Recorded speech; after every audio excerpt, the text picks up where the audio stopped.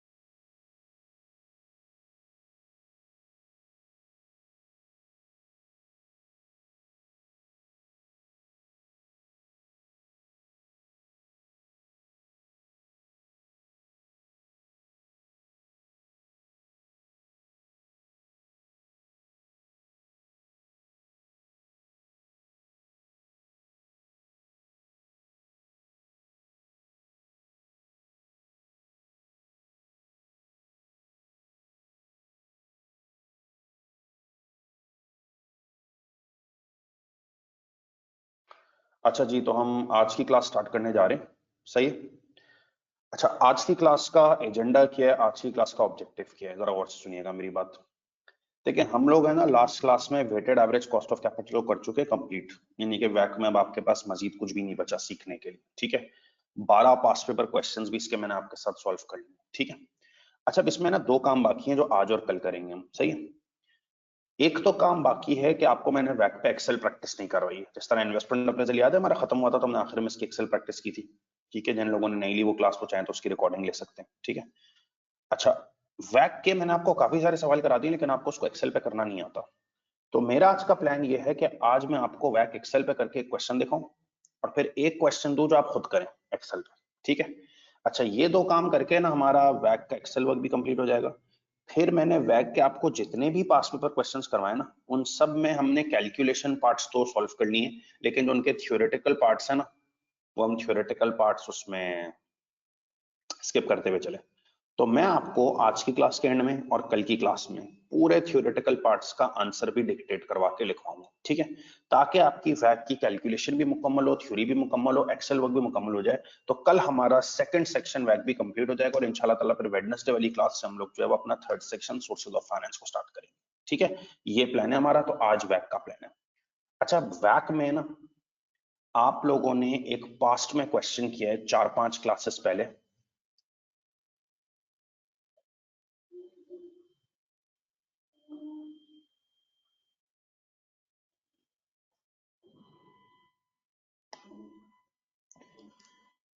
AMH company के नाम से, ठीक है? ये आपने एक वैक का क्वेश्चन किया है AMH कंपनी के नाम से, ठीक है? अच्छा, वैसे ये क्वेश्चन आपने किया हुआ है, ये क्वेश्चन एक बड़ा जबरदस्त क्वेश्चन था जिसमें ऑल 4 सोर्सेज ऑफ फाइनेंस थे, ठीक है? तो मैं ना आपको इस क्वेश्चन को एक्सेल पे सॉल्व करवा रहा हूं AMH कंपनी को, ठीक है? अच्छा, उसके बाद फिर मैं आपको एक न्यू क्वेश्चन दूंगा पास पेपर का, वो आपको है ना एक्सेल पे सेल्फ ट्राई करना होगा, यानी कि खुद ट्राई करना होगा, ठीक है। तो जब आपके पास जो है वो तमाम 4 तो फ्लो फाइनेंस का एक क्वेश्चन मैं करा दूंगा, आप एक एक चीज सुन के समझ लीजिएगा, और फिर मैं आपको न्यू क्वेश्चन नहीं दूंगा, जो आप खुद करेंगे ना तो आपसे खुद हो जाएगा, तो आपको एक्सेल अच्छी तरह समझ में आ जाएगा, ठीक है। तो मैं जरा आप लोग को 2 मिनट दे रहा हूँ, आप लोग अपने कंप्यूटर्स वगैरह भी अरेंज कर लीजिए। जो लोग मोबाइल पे देख रहे थे जाहिर है उनके लिए मोबाइल पे काम नहीं है, उनको एक्सेल पे ये काम करना होगा, ठीक है। एक्सेल भी अपना खोल लें, सही है। एएमएच वाले क्वेश्चन को भी ढूंढ लें, मैंने आई गेस इसको ग्रुप में भी भेजा था आप सबके पास, सही है। तो काइंडली जो है वो ये एएमएच वाला सवाल निकालें ताकि हम अपनी एक्सेल प्रैक्टिस कर सकें।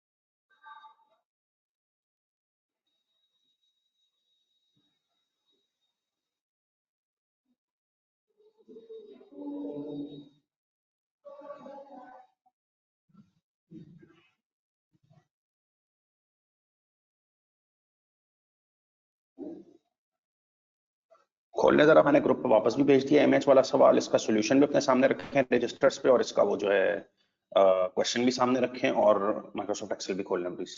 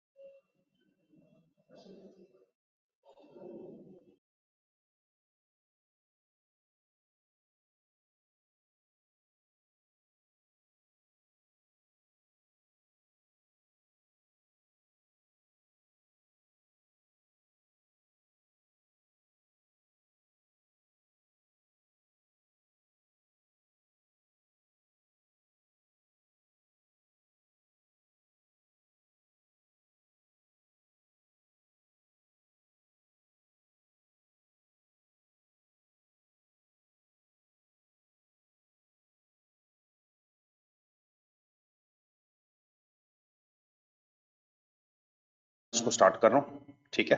तो मैं एएमएच वाला सवाल जरा पढ़ रहा हूँ, और मैंने इसको एक्सेल को हिज्जे कर करके पढ़ाऊंगा आपको, ठीक है। इसलिए आप प्लीज जब मैं कॉपी करने का बोलूं तभी कीजिएगा, उससे पहले मत कीजिएगा, ठीक है।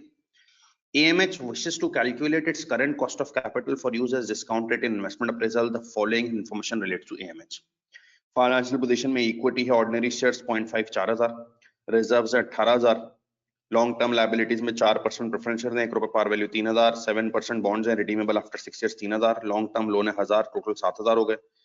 Ordinary shares have an ex-dividend market value of 4.7 per share and an ordinary dividend of 36.3 cents per share has just been paid. Historic dividend payment are 4 साल की historic dividends दी हुई है. Preference shares are not redeemable and have an ex-dividend market value of 0.4 per share. 7% bonds are redeemable at par and premium to their nominal value of 100 and have an ex-interest market price of 104.5 per bond. Loan note has a variable interest rate that is average 4%. ठीक है. AMH base tax है 30%. Calculate market value वैक of AMH. आपको AMH company का वैक निकालना है. ठीक है. अच्छा अब देखो, जब आपको AMH कंपनी का वैक निकालना है ना, जब आपको AMH कंपनी का वैक निकालना है, ठीक है. अच्छा आप जानते हैं वैक का पहला स्टेप होता है वैक की इक्वेशन बनाए. वैक का पहला स्टेप होता है कि आप वैक की क्या बनाए, इक्वेशन बनाए. एग्रीड. ठीक है.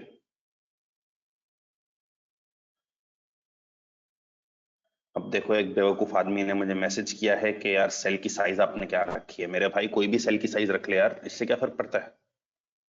ओ माय गॉड, क्या होगा बेटा तेरा, मुझे समझ नहीं आ रहा.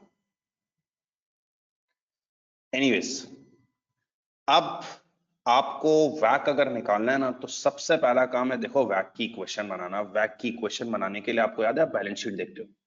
अच्छा जब आपने बैलेंस शीट देखी ना, तो आपको बैलेंस शीट देख के नजर ये आया कि कंपनी फंडेड कितनी जगहों से, 4.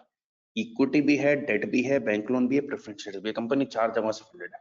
बेटा जब ये कंपनी 4 जगहों से फंडेड है, तो इसको कितने लोगों को रिटर्न देना होगा, 4 लोगों को. जब कंपनी 4 जगहों से फंडेड है, 4 लोगों को रिटर्न देना होगा. इक्विटी होल्डर्स को रिटर्न देना होगा, कौन सी कॉस्ट आएगी, के. डेट वालों को रिटर्न देना होगा, कौन सी कॉस्ट आएगी, के डी. बैंक वालों को रिटर्न देना होगा, कौन सी कॉस्ट आएगी, के बी. और प्रेफरेंस शेयर वालों को के पी. बेटा 4 पार्टीज को रिटर्न देना है, 4 कॉस्ट आएंगी, तो आपको 4 पार्टीज को रिटर्न देना होगा, के ई, के डी, के बी, के पी. वैक की इक्वेशन बनाना. के ई ये अप्लाई होगी सिर्फ इक्विटी पोर्शन पर. इक्विटी पोर्शन क्या होता है भाई,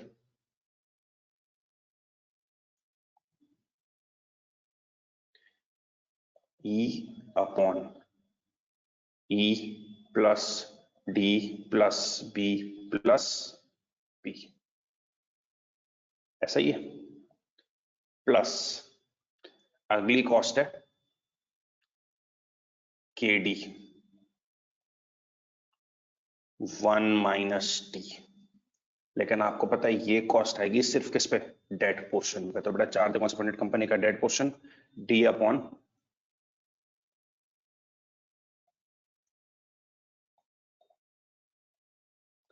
ठीक है जी, प्लस तीसरी कॉस्ट है के बी 1 माइनस टी. लेकिन इस कॉस्ट ने सिर्फ अपने पोर्शन पे आना है, that is B over E plus D plus B plus P. ठीक है. और लास्ट कॉस्ट है के पी. इसने सिर्फ प्रेफरेंस शेयर पोर्शन पे आना है, that is P upon E plus T plus B plus P. हाँ जी, ये मैंने बना लिया वैक की इक्वेशन. ठीक है. तो पहली बात ये बताइए, किसी को इस वैक की इक्वेशन में प्रॉब्लम है तो वो मुझसे पूछ ले भाई.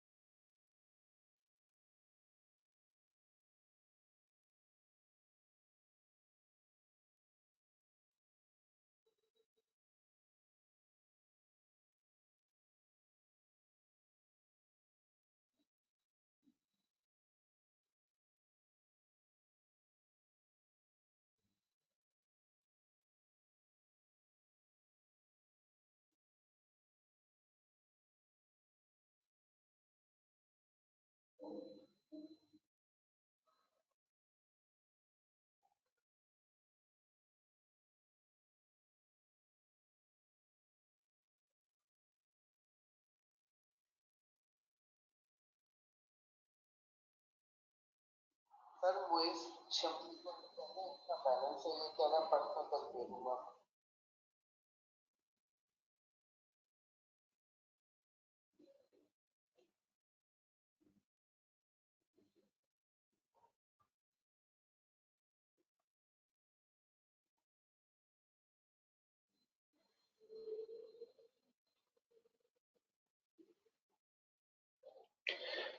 अच्छा भाई, किसी को भी वैक की क्वेश्चन प्रॉब्लम नहीं है, जरा मेरी बात सुनना। इसका मतलब है कि अब तुम्हें इस कंपनी की वैक की क्वेश्चन बनाने के बाद ये बात क्लियरली नजर आ रही है कि इस कंपनी के वैक के लिए ना अब यू नीड 8 थिंग्स। और वो 8 थिंग्स क्या है बेटा? कि ई चाहिए, कि D1 - T चाहिए,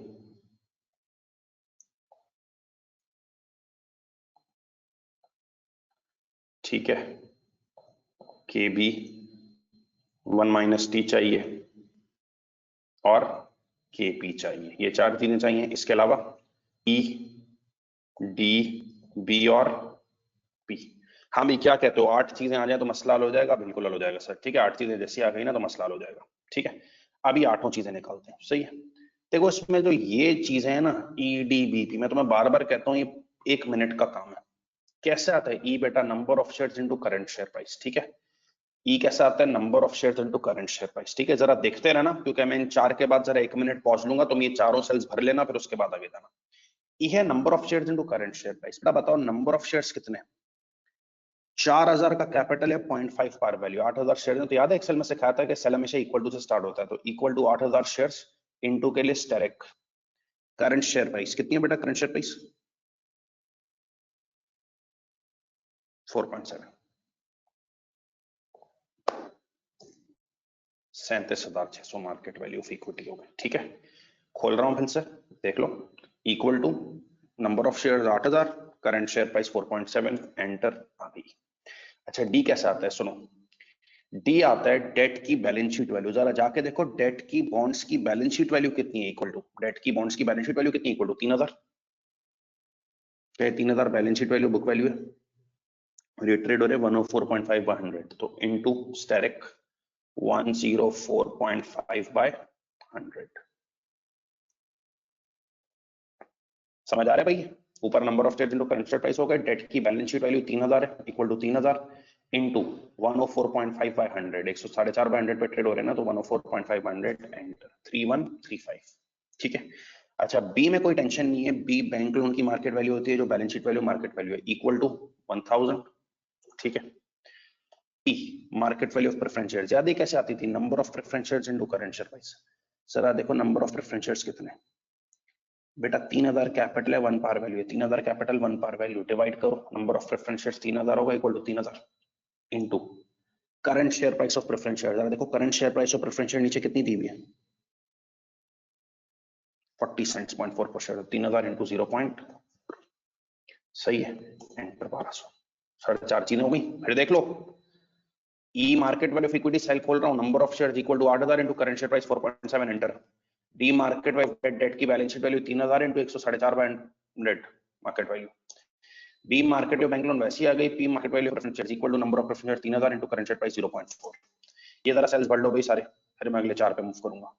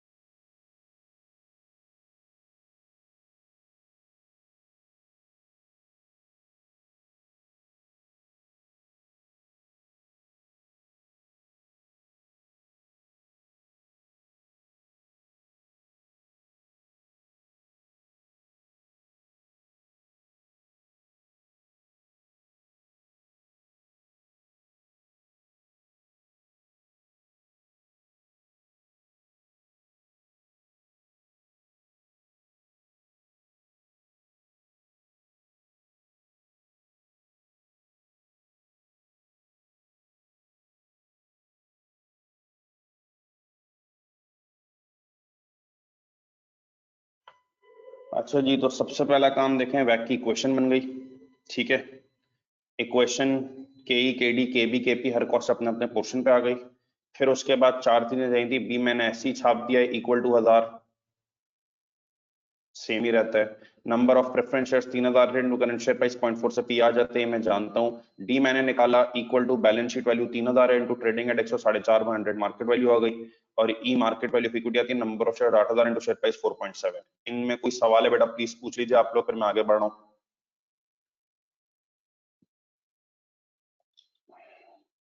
अच्छा, अब मैं दो चीजें जरा निकाल के फिर आपको टाइम दूंगा कॉपिंग का, केबी और केपी, एंड देन फिर हम केई और केडी की तरफ जाएंगे। ठीक है, अच्छा देखो केबी बड़ा आसान है, बताए केबी गिवन होता है, केबी गिवन होता है।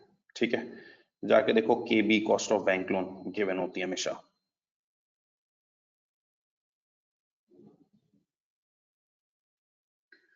कितना दे रहे हो बैंक पे इंटरेस्ट? 4%। 4% लिखना है, 0.04 लिखना है, तुम्हारी मर्जी। ठीक है, इसको आफ्टर टैक्स करना होता है ना।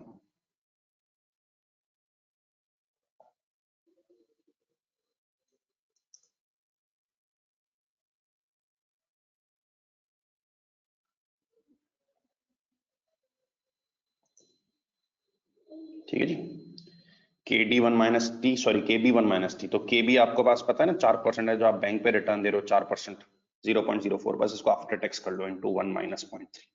ठीक है, के बी वन माइनस टी आ गया 0.028 या 2.8%। सही है, देख लिया सबने व्हाट्सएप भाई, के बी गिवन होता है 4%, 0.04, बस आफ्टर टैक्स कर लिया 1 माइनस 0.3। ठीक है, केपी, केपी कैसे निकालते थे याद है? PD over P naught. PD था प्रेफरेंस डिविडेंड पर शेयर और पी नॉट था market price of preference shares. KP था PD over P naught, PD preference dividend per share, P naught market price of preference share. जरा देख के बताओ, PD preference dividend per share कितना था? Preference dividend 4% था, पार value 1, 4% था, पार वैल्यू 1, तो preference dividend per share equal to 0.04 हो गया। PD preference dividend per share 4% है, प्रेफरेंस डिविडेंड पार वैल्यू 1 का, तो पीडी क्या हो गया? 0.04 over P naught. P naught है market price of preference share. नीचे देखो market price of preference share क्या है? 40 सेंट, 0.4। तो ये देख रहे हो पीडी 4% ऑफ पार वैल्यू 1 है 0.04 ओवर मार्केट प्राइस है 0.4, तो इक्वल टू 0.04 ओवर 0.4 10%। ठीक है, तो मैं देखो वैक कोई रॉकेट साइंस नहीं है भाई एक्सेल पे, ये 6 चीजें मजे से हो गई हैं कि आपके पास के बी 4% था 0.04, आफ्टर टैक्स कर दिया 1 माइनस 0.3, और केपी तो आपको पता है गिवन होता है 4% of par 1 0.04 over market price 0.4। कर लें बेटा इन दोनों को भी कॉपी आप।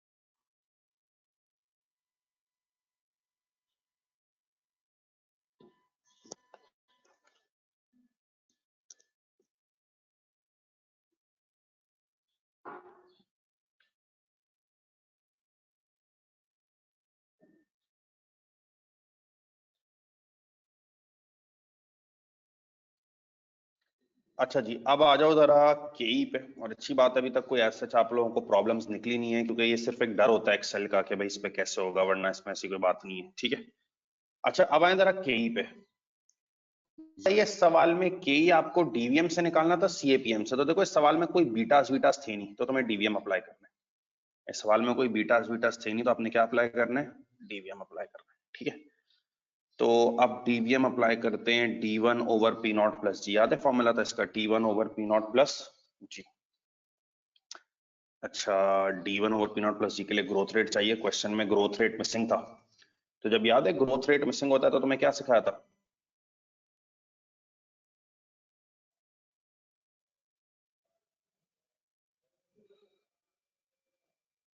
गॉर्डन रिटेंशन या पास्ट डिविडेंड। ठीक है, गॉर्डन रिटेंशन या past dividend. Sir past dividend लगेगा। अब तुम देखो पास्ट डिविडेंड में फॉर्मूला क्या है डी का, latest over earliest power 1/n-1। ठीक है बेटा, देखो लेटेस्ट कितना है, टेबल में नहीं देखना, ऊपर था लेटेस्ट, याद है 36.3 सेंट, 0.363 या 36.3 सेंट्स में काम करना है, तुम्हारी मर्जी। लेटेस्ट ये था। ठीक है, अच्छा ओवर अर्लीस्ट क्या था, सबसे पुराना वाला 30.9, लेटेस्ट 0.363, अर्लीस्ट 0.309। अच्छा पावर, देखो पावर के लिए ना ये कैरेट साइन यूज करते हैं हम लोग, ये जो कैरेट साइन है ना ये यूज करते हैं। तो मैं 6 नंबर के ऊपर नजर आ रहा होगा अपने लैपटॉप में या जो भी यूज कर रहे हो, 6 के ऊपर मेरे पास है, किसी नंबर के ऊपर देखना ये पावर साइन होगा। Power latest over is power 1 by N कितना है बेटा, 5 साल का डिविडेंड 4 होगा, पावर 1 बाय एन, इसको ब्रैकेट में लिखना -1। जरा अब अच्छी तरीके से जी के फॉर्मूला को देखो, अच्छी तरीके से जी के फॉर्मूला को देखो। लेटेस्ट डिविडेंड 36.3 सेंट से 0.363 ओवर अर्लीस्ट है 0.309 30.9। पावर 1 बाय एन, इस पावर को भी ब्रैकेट में लिखना, जैसे कैलकुलेटर रखते हो ना 1 बाय एन, 5 साल है तो 4 -1। अब देखो ये लिख दिया, एंटर। याद है 4.1% ग्रोथ आ रही थी। खोल रहा हूँ फॉर्मूले को, कॉपी कर लो। Latest 0.363 over earliest 0.309 power 1 by N 1 by 4 -1। ठीक है, इससे जी आ गया। ये लिख लो जरा।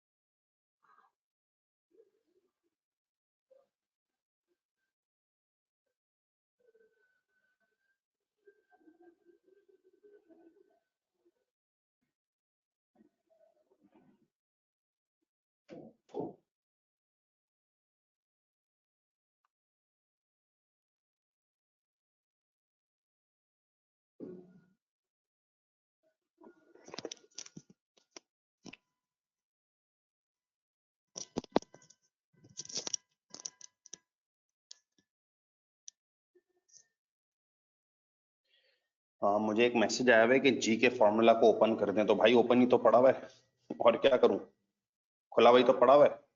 Let's 0.363 over earliest 0.309 power 1 upon N 4 था -1।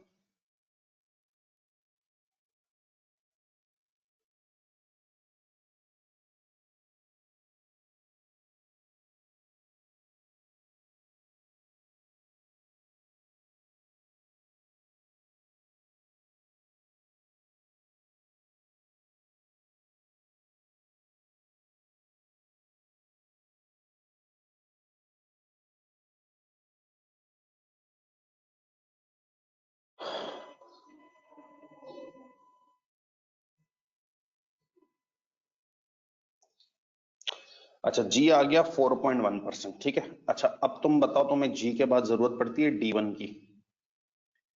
D1 होता है नेक्स्ट ईयर्स डिविडेंड। बेटा बताओ नेक्स्ट ईयर्स डिविडेंड क्या आता है। याद है नेक्स्ट ईयर्स डिविडेंड के लिए हम आज का डिविडेंड लेते हैं, आज का डिविडेंड आखिरी डिविडेंड है 0.363। ये आज का डिविडेंड है, लेटेस्ट डिविडेंड। इसमें 1 प्लस जी कर दें 0.041087, तो ये नेक्स्ट ईयर डिविडेंड बन जाता है। ठीक है, लेटेस्ट डिविडेंड लिया 0.363 आज का, उसमें ग्रोथ ऐड कर दी, नेक्स्ट ईयर डिविडेंड आता है। अच्छा, अगर तुम चाहते हो ना तुम ये सब बस कैलकुलेटर पे सॉल्व करो, ठीक है,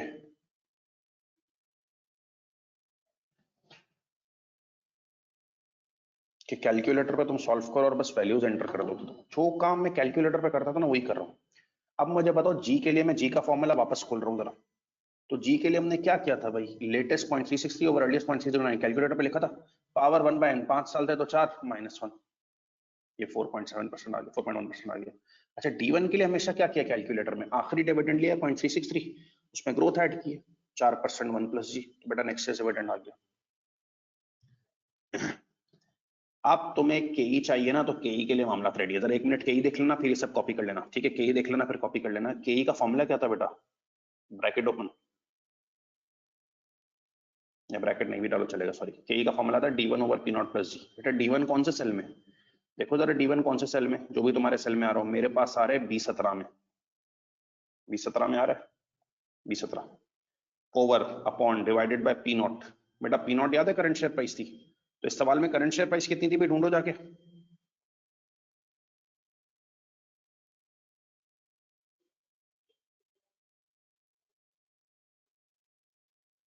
4.7, B17 ओवर 4.7,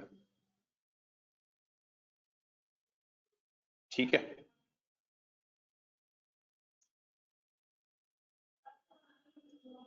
प्लस जी कितना है बेटा 0.041, वो लिख दो या सेल लिख दो, B16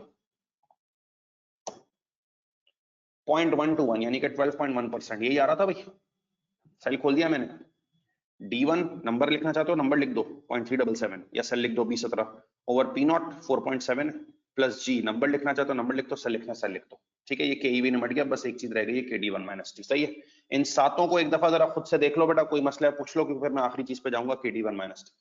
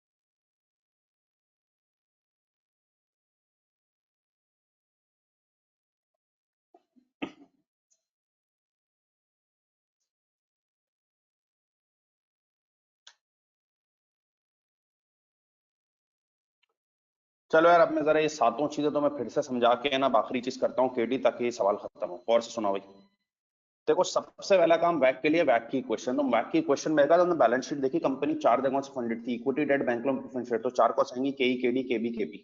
मतलब कॉस्ट अपने अपने पोर्शन पे आने, E over EDBP, KD over D over EDBP, KB B over EDBP और केपी में पी ओवर ईडीबी। और ठीक है, आठ चीजें चाहिए वैक के लिए। सबसे पहले मैंने ई निकाला, equal to number of share 8,000, current share price 4.7, enter 3700 आ गया। डी निकाला, market value of debt equal to debt की बैलेंस शीट वैल्यू 3,000 है, इंटू 104/100 मार्केट वैल्यू गई, enter. B market value of bank loan same ही होती है, equal to 1000। और बेटा P market value of preference share, number of preference share equal to 3,000 into share price 0.4, ठीक है 1200। फिर आया के, केबी, केपी और केडी। मैंने केपी निकाला, PD over P nought equal to PD 4%, par value 1.04 over market price 0.4, ये बन गया। केबी 1 माइनस टी 4% था, 0.04 गिवन होता है, आफ्टर टैक्स कर लिया, इंटू 1 माइनस 0.3। बेटा के के लिए D one over P naught plus G, G नहीं था तुमने जी निकाला। देखो लेटेस्ट ओवर अर्लीस्ट 0.363 और 0.309, पावर 1 बाय एन ब्रैकेट में 1/4 माइनस 1, ठीक है। और डी1 के लिए हमने टुडेज डिविडेंड लिया 0.363, उसमें 1 प्लस जी ऐड किया, डी1 आ गया। और के के लिए हमने इक्वल टू डी1 B17 में over P nought 4.7 plus g B16 में, ठीक है। अच्छा, अब आखिरी चीज चाहिए के डी1 माइनस टी, सही है। इसको जरा गौर से देखना।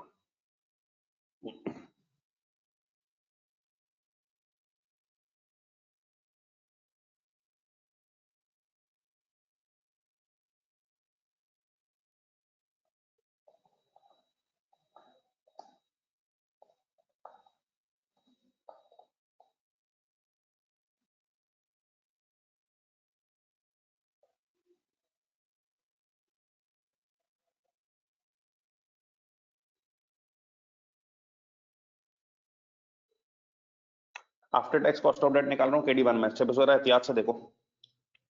बेटा बताओ डेट रिडीमेबल है, इरिडीमेबल है, कन्वर्टेबल है? क्योंकि तुम्हें बताया था केडी 1 माइनस टी ऐसे ही नहीं निकालते। इसके लिए पहले डेट की कैटेगरी चेक करते हैं कि रिडीमेबल है, रिडीमेबल है, कन्वर्टेबल है। जरा जाके देखो सवाल में,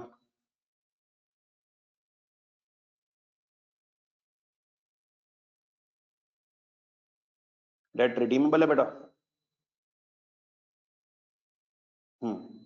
second last paragraph, the 7% bonds are redeemable at 5% premium to their par value of and have an ex-interest market price of 104.5। Sir कितने अरसे में रिडीमेबल है? बेटा जरा टेबल में जाके देख लो, जो बैलेंस शीट बनी हुई है, रिडीमेबल आफ्टर 6 इयर्स। बेटा ये रिडीमेबल है, आईआरआर से निकलेगा, रिडीमेबल आईआरआर से निकलेगा। अब जरा गौर से देखो, जो काम रजिस्टर पे करते थे वही करना है, कोई टेंशन नहीं है। जो काम रजिस्टर पे करते थे वही करना है, ठीक है। मेरे साथ साथ चलो। सबसे पहली बात, रिडीमेबल आईआरआर से निकलेगा, कितने अरसे रिडीम हो रहा है? 6 साल में। तो याद है हम टेबल्स बना देते थे, 0, 1 से 5 और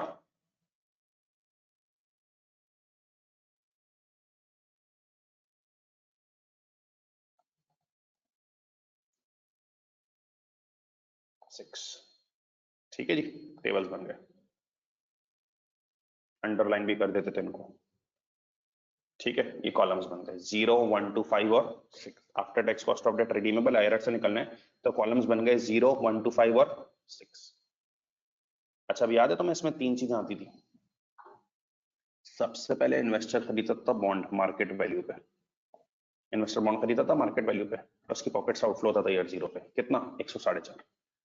आउटफ्लो को हम ब्रैकेट में दिखाते थे ना, आउटफ्लो को हम ब्रैकेट में दिखाते थे ना, या माइनस साइन के दिखाने, -104. ठीक है। तीन चीजें आती थी, market value, outflow, outflow bracket में दिखाते थे, या नेगेटिव दिखाने -104.5। फिर इस पे क्या कमाते थे? After tax interest. हाँ भाई, कितना इंटरेस्ट था आफ्टर टैक्स? 7% था। तो आफ्टर टैक्स 4.9% था, आफ्टर टैक्स 4.9% था, 7% था ना, तो आफ्टर टैक्स क्या हो गया? 4.9%। किसका? पार का, 100 का। तो 4.9 बना, ये इनफ्लो होता था, 1 to 5 भी मिलेगा और 6 में भी मिलेगा।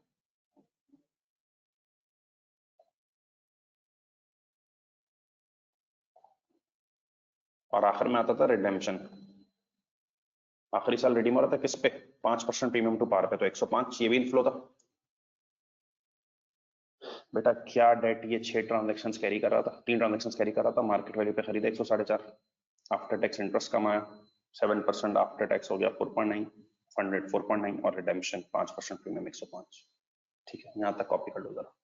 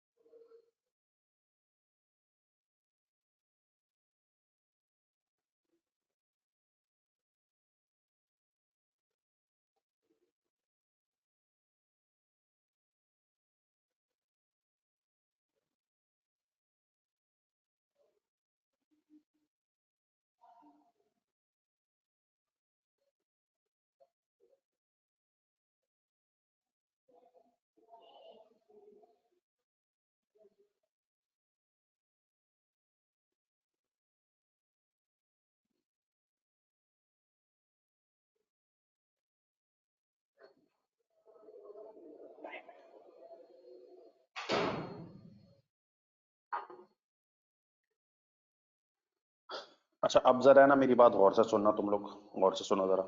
ठीक है, after tax cost of debt निकालनी है। तो डेट रिडीमेबल है, तो रिडीमेबल डेट है तो हम कौन से अप्रोच से करते हैं बेटा? हायर अप्रोच से। ठीक है, हायर अप्रोच का पैटर्न बना लिया, 0, 1, 2, 5 और 6। सही है। मार्केट वैल्यू पर बॉन्ड खरीद, आउटफ्लो, आउटफ्लो नेगेटिव दिखाया जाता है, -104.5, आफ्टर टैक्स इंटरेस्ट 4.9% ऑफ पार 100, 4.9 हो गया इनफ्लो और रिडेम्पशन हो गया 105। याद है, इसके बाद हम नेट कैश फ्लोज ले आते थे।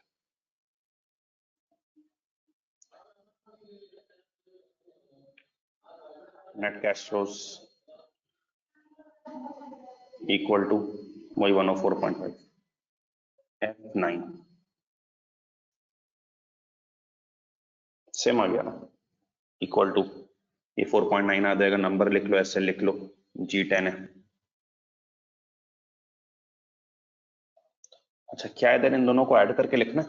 109.9 आता था ना, इन दोनों को ऐड करके लिखना है। तो इक्वल टू सम, बेटा कहां से कहां तक का, कौन से सेल से कौन से सेल तक का सम करना है? H10 और 11, तो equal to H10 to H11, तुम्हारे पास जो भी सेल है वो लिख लो। नेट कैश फ्लो आ गया। ठीक है, वो 104.5 और 4.9 और वो 109.9, ये लिखो जरा तुम लोग।